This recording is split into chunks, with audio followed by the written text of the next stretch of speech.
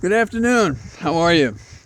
Well, it's late in the day. I had to go in the office today and discuss a matter with a new client. My partner and I both were there. And it may seem strange to you, but it was an interesting problem. And I like working with Jim because we both complement, supplement, and get along with each other when we're trying to slice and dissect a problem.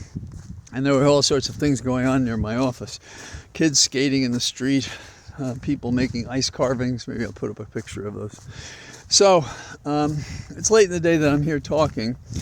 And the news of the week causes reverberations today in terms of discussion. So for example, what do we find is the worth? I'm talking about actual dollars and cents of Trump. Now, at different times, the money magazines, Forbes and so forth, have made estimates, and they range from 2.6 billion to 3.1 billion, if I remember correctly. And the question about the holdings of Trump is raised by the requirement that he post a bond or funds in the amount of the judgment against him in order that there will be, at the end of the case, money to pay should he lose. That's about as simple as I can put it. And now this bond, under certain circumstances, can be a percentage. In other words, someone says they'll be held responsible for the bond and they receive a percentage from Trump, 10%, say. I don't know how difficult that will be to negotiate given Trump's shenanigans, but we'll find out in the days ahead, because nothing's going forward on appeal without those bonds.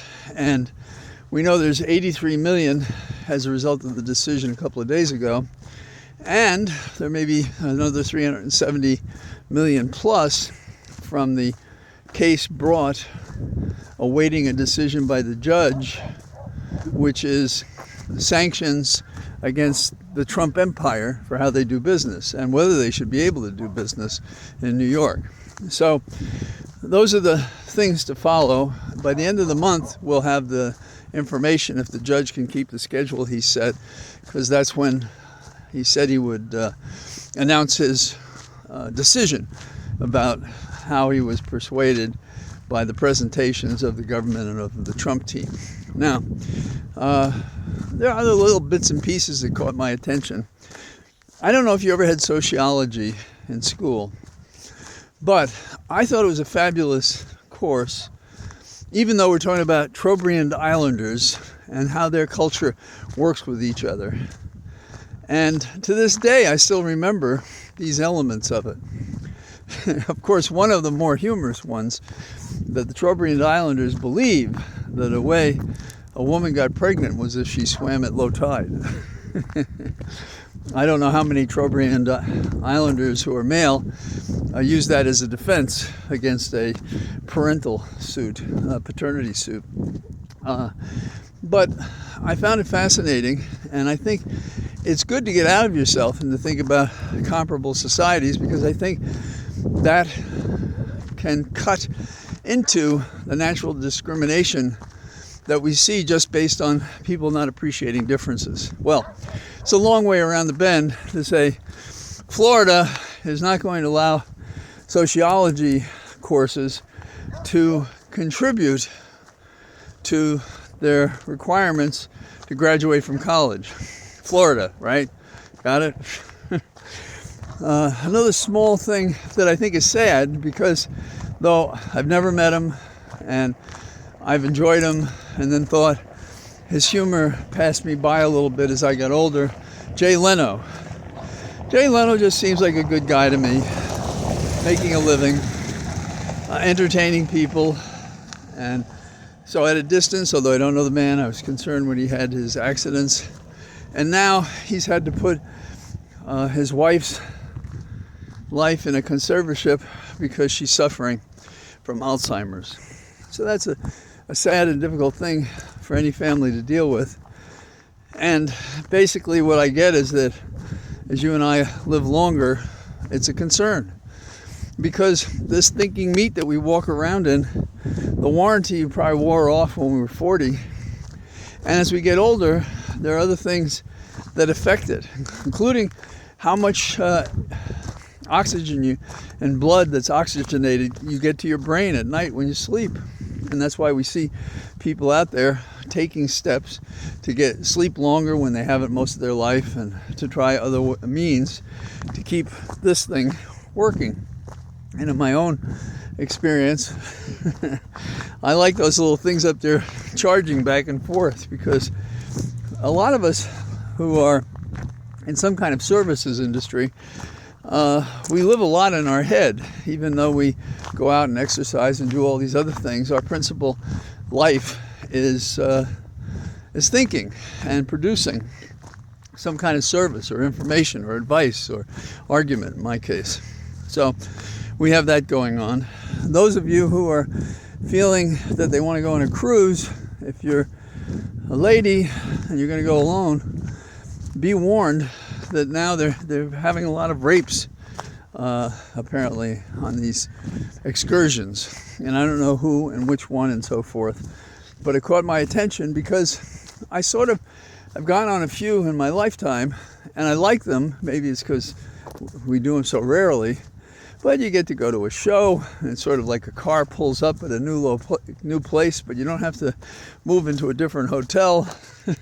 You get back on the ship. If you're not interested in that place, you go back to the ship, exercise, eat, do whatever. And on the better ships, you get a show. And it doesn't cost a lot. And if you don't gamble or drink very much, it's a pretty reasonable getaway. Well, you got to be careful now. Things are getting a little more difficulty. Turning to politics, who else but Representative Green would think we should divide the country up into red and blue? So she's our newest Calhoun recruit, Calhoun being the historic figure that thought our government was a compact doctrine and every state in that compact could just withdraw at any time. Andrew Jackson did not think much of this, and they had a famous confrontation, but not like we see today on Fox. A difference of opinion that intelligent people could understand, and Andrew Jackson was very clear that the Union had to be preserved. And of course, Lincoln had that same view.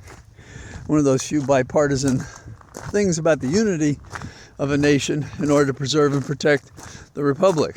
So Green, of course, is on the wrong side of that. I guess you never saw an autocrat you didn't like. Who can say, you know?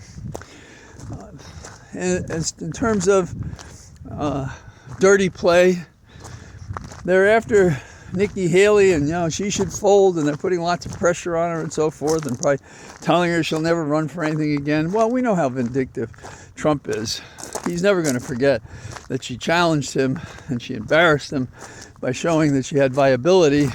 And now we wait and see if she has a formula that she can hold over Trump when they have the South Carolina vote, I guess in a couple of days. So that's where we stand. And then there's Super Tuesday, which, if I got my dates right, is like March 9th. So that's a little bit down the road. But Nikki Haley was swatted, if you will. That is, somebody made a false call that there was a killing suicide at her home. And of course they showed up, and I don't know what time of the day or night, but it's very distressing. And then there are all the cars in the street creating such a scene. And that's the way our politics has become. And that's the way the politics has been when dictators preceded the takeover of the government. They intimidated, threatened, and coerced others. And by this means, they obtained unlawful opportunities to take over the government. Hitler's case was pretty dramatic in that the Reichstag, I believe that's right. I'm not kidding. I don't believe that's the right word, but they burned it to the ground, and or at least to the second floor. And he came in after that, and people kept believing that the deal that he was prepared to make he was serious about it. And of course, he lied like a current visible figure in America, and as a result, he ultimately took over the government, and the rest is unfortunate history. And we're struggling here in America not to repeat that kind of passivity to a vital threat to our very existence as a republic and a democracy. So that's what I have. I took this path which has fewer trees because I thought it might get darker as I was out longer, and it's pretty good. And if I were to visit the weather, I think it's kind of interesting that I was out and it was in the 70s yesterday and all sunshine. Today it's in the 50s, it's about 52, and it's overcast. So that would suggest to me, and all you amateur weather people out there can correct me, that would suggest to me that today we have a low pressure system which favors mist, cloudiness, and rain. It's kind of soggy out, and my Irish skin is sensitive to it. That's why all those Irish people have that kind of pinkish skin about them. And yesterday was high pressure, pushes the layers of air affected by temperature pushed down on clouds and rain, and so the day was sunny. So this is basically the exhaustion of all my knowledge of barometric pressure which is measured in inches in a tube, and there are other ways to do it. And I sort of like pounds per square inch, but the equipment is basically using a mercury tube in some form or other, electronically jazzed up to study the barometric pressure. So I guess I could say the pressure's off today in a weather-wise situation. Now, if we can get back to 70 tomorrow, that would be really nice. And so for the meantime, I say goodbye in a circular fashion, and I hope to look forward to talking to you tomorrow on Sunday. All the best. Bye-bye.